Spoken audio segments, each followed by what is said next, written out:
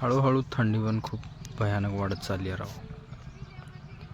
सकाळी सकाळी या थंडगार वातावरणामध्ये वर्कआउट वगैरे करून वापस निघालो.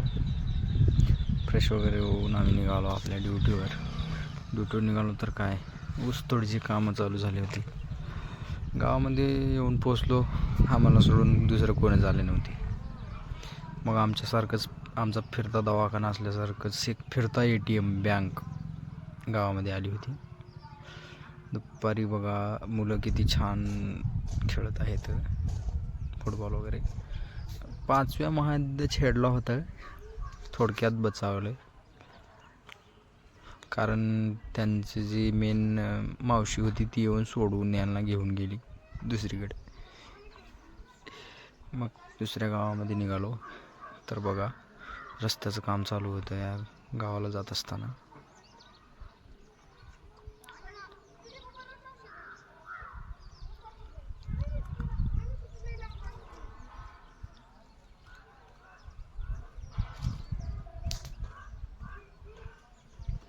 गावामध्ये येऊन पोचलो तर काय मध्ये जाऊन पेशंट वगैरे तपासलं आणि निघून आलो घरला.